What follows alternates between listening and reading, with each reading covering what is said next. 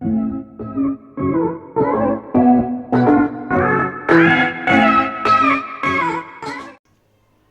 again, welcome back to your very own station of economics. It's economics time. Hi dear students, my name is Sandeep and I hope you all are doing well. जैसा कि आप सभी को पता है कि इससे previous lecture में जहां हमने डिस्कस करा था कि how to calculate national disposable income, और उससे भी प्रीवियस लेक्चरों में जहां हमें पता था कि डिस्पोजेबल इनकम दो तरीके के होते हैं, एक नेशनल और एक पर्सनल डिस्पोजेबल इनकम। तो आज इस वीडियो की स्टार्टिंग से ही हम डिस्कस करने वाले हैं कि पर्सनल डिस्पोजेबल इनकम कैसे कैलकुलेट होता है। लेकिन उससे पहले हमें उससे रिलेटेड कुछ टर्म्स है जैसे private income and personal income, तो उनको समझना बहुत जरूरी है। तो आज हम सिर्फ प्राइवेट इनकम क्या होता है और उसकी क्या डेरिवेशन है, उसका फॉर्मूला क्या है, इसको समझने की कोशिश करते हैं। तो चलिए बिना टाइम वेस्ट किए स्टार्ट करते हैं।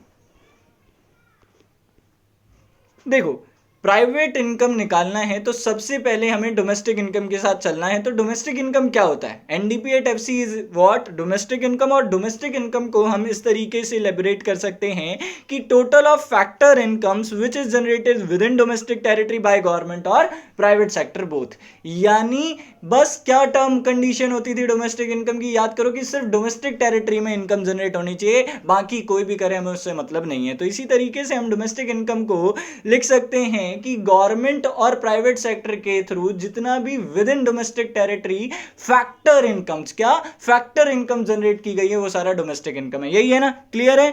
तो हम लिख सकते हैं NDP at FC equals to government sector NDP at FC plus private sector NDP at FC. लिख सकते हैं ना कि गवर्नमेंट के थ्रू डोमेस्टिक प्रोडक्ट के थ्रू कितनी इनकम अर्न की गई है, और इसी तरीके से प्राइवेट सेक्टर के थ्रू डोमेस्टिक प्रोडक्ट से कितनी फैक्टर इनकम अर्न की गई है, उन सभी का टोटल होता है एनडीपीएट-एफसी होता है। लेकिन आपको क्या चाहिए? कम ऑन, हमें चाहिए प्राइवेट इनकम। तो हमें तो सिर्फ चाहिए होगा प्राइवेट सेक्टर का एनडीपीएट-एफसी, है ना? हमें यही चाहिए होगा प्राइवेट सेक्टर का एनडीपीएट-एफसी। अब ये प्राइवेट सेक्टर का एनडीपीएट-एफसी कैसे निकलेगा? कम ऑन, जो हमारा ओवरऑल एनडीपीएट-एफसी है, यानी ओवरऑल जो डोमेस्टिक इनकम है, उसमें से हम गवर्नमेंट के थ्रू अक्वायरिंग डोमेस्टिक प्रोडक्ट की फैक्टर इनकम को हम एक्सक्लूड कर देंगे, तो हमारे प्राइवेट सेक्टर की अक्वायरिंग एनडीपीएट-एफसी आ जाएगी। क्लियर है? तो देखो, उसी फॉर्मूले को हमने इस तरीके से लिख दिया कि private sector NDP at FC equals to NDP at FC minus government sectors NDP at FC. यानी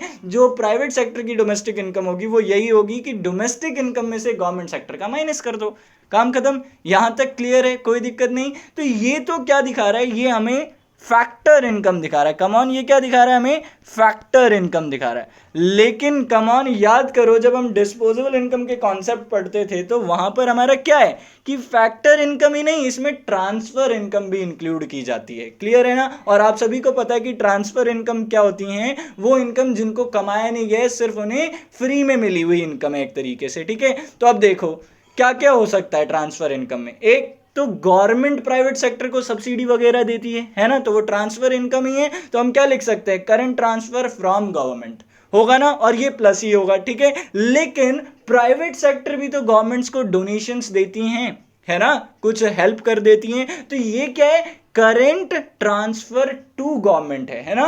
कि गवर्नमेंट ने सब्सिडी दी तो प्राइवेट सेक्टर भी उन्हें कुछ देते हैं। ऐसा नहीं है कि जरूरी है देना ही देना है, वो बस अपनी मर्जी से देते हैं, कुछ डोनेशन दे दिया, कुछ गिफ्ट दे दिया।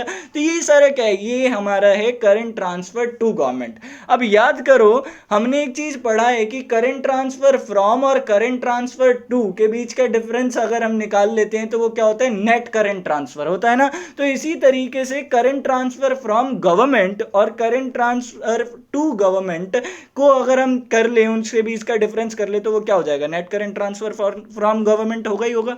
क्लियर है? तो ये एक और कंपोनेंट आ गया। अभी तक दो कंपोनेंट आए, एनडीपीएट-एफसी प्राइवेट सेक्टर, और दूसरा कंपोनेंट आया हमारा net current transfer from government. अब देखो, ऐसा तो नहीं है कि सिर्फ प्राइवेट सेक्टर को गवर्नमेंट के थ्रू ही सब्सिडी वगैरह मिलती है। हो सकता है कि रेस्ट ऑफ द वर्ल्ड से भी कुछ इकोनॉमिक फाइनेंशियल हेल्प मिलती हो, या कुछ डोनेशन मिलता हो, या फिर कोई गिफ्ट मिलते हो। तो ये सारे क्या है? ये है रेस्ट ऑफ द वर्ल्ड से जितनी भी हमारे पास क्या ये ट्रांसफर इनकम्स आई हैं। तो क्या करेंगे? उसको current transfer from rest of the world को प्लस कर लेंगे। क्लियर है। इसी तरीके से प्राइवेट सेक्टर भी बाहर दे सकता है रेस्ट ऑफ द वर्ल्ड को, तो वो क्या होगा, current transfer to rest of the world, और उसे माइनस कर देंगे। तो इन दोनों के बीच का डिफरेंस क्या होगा sir, net current transfer from rest of the world. ये तो हमने पहले भी पढ़ा था। तो अभी तक हमारे पास 3 कंपोनेंट आ गए। कम ऑन, हमारे पास प्राइवेट इनकम के 3 कंपोनेंट्स क्या क्या है।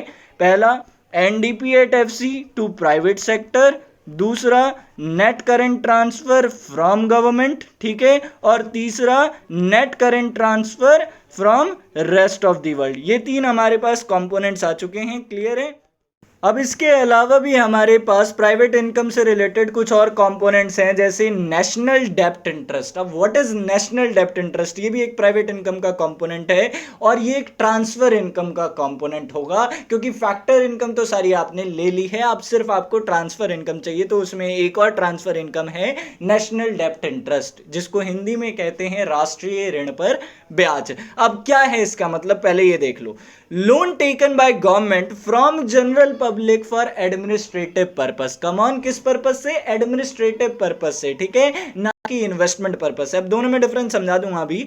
और उस पर पेड किया हुआ इंटरेस्ट ही कहलाता है नेशनल डेब्ट इंटरेस्ट, ठीक है, कि हमारी गवर्नमेंट के थ्रू जनरल पब्लिक से एडमिनिस्ट्रेटिव पर्पस के लिए लिया गया लोन और उस पर दिए गए इंटरेस्ट पेमेंट को ही हम क्या कहते हैं, नेशनल डेब्ट इंटरेस्ट कहते हैं, ठीक है।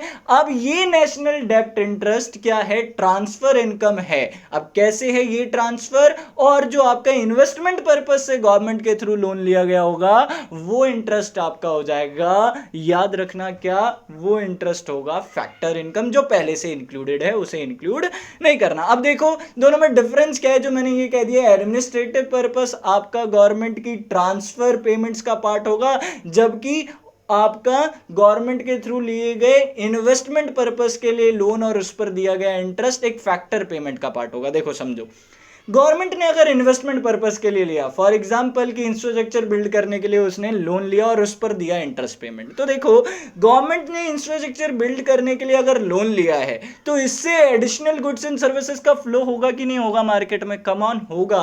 क्यों, क्योंकि अगर हमारी इंफ्रास्ट्रक्चर बढ़ेगी तो इससे प्रोडक्शन बढ़ेगा। प्रोडक्शन किसका होता है, या तो गुड्स या तो सर्विसेज का, ठीक है, तो सीधी सी बात है गुड्स एंड सर्विसेज का एडिशनल फ्लो होगा।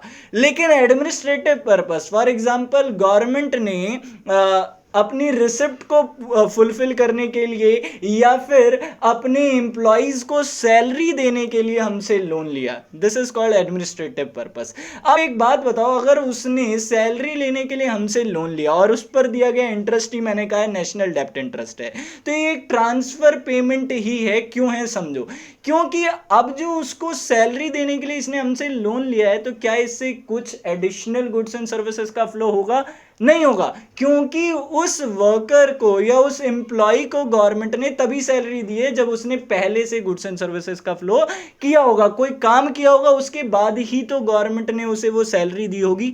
तो वो तो पहले से ही गुड्स एंड सर्विसेज का फ्लो क्रिएट अब कहां करेगा, अब तो सिर्फ उसकी पेमेंट चाहिए थी उसे, जो गवर्नमेंट ने हमसे लोन लेकर फुलफिल करी है। तो उस पर दिया गया इंटरेस्ट पेमेंट ट्रांसफर पेमेंट ही होगा और हमारे लिए वो ट्रांसफर इनकम का पार्ट होगा। क्लियर है, समझ में आ गया। नेशनल डेब्ट इंटरेस्ट प्राइवेट सेक्टर किसका पार्ट होता है, ट्रांसफर इनकम का पार्ट होता है, इसलिए ये प्राइवेट सेक्टर की इनकम या प्राइवेट इनकम में इंक्लूड होता है और ये गवर्नमेंट की ट्रांसफर पेमेंट्स का पार्ट होता है।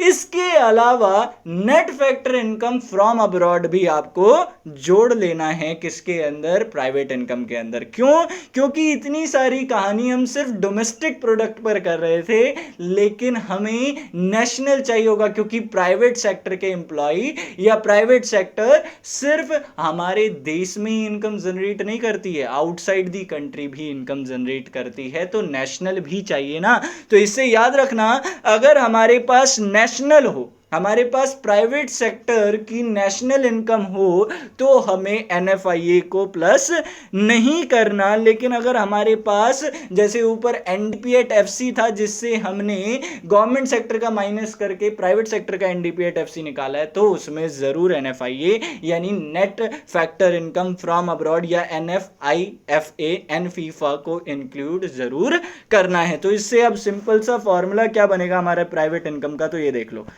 प्राइवेट इनकम इक्वल्स टू, पहला कंपोनेंट याद करो, NDP at FC private sector, है ना, क्लियर है, plus net current transfer from government बताया था, दूसरा components net current transfer from rest of the world, चौथा कंपोनेंट नेशनल डेब्ट इंटरेस्ट, और पांचवा component net factor income from abroad. और इसका बता दिया मैंने आपको, तभी यूज करना है जब आपके पास ये एनएनपी एट एफसी ना हो। अगर आपके पास एनएनपी एट एफसी होगा प्राइवेट सेक्टर की, तो हमें एन फीफा यानी net factor income from abroad को इंक्लूड नहीं करना होगा। क्लियर है? तो ये था हमारा प्राइवेट इनकम। होप आपको सारा समझ में आ गया हो। अगर अभी कोई डाउट हो तो प्लीज हमें कमेंट सेक्शन में लिखकर जरूर बताएं, जिससे हम आपके डाउट को क्लियर कर दें। और अगर अभी तक हमारी वीडियो को देख रहे हो तो प्लीज लाइक कर दो, और अगर चैनल सब्सक्राइब नहीं किया है तो प्लीज सब्सक्राइब करो, वो साथ में दिए हुए बेल आइकन को जरूर दबाना, और हाँ, वीडियो को जितना ज्यादा हो सके शेयर जरूर करो।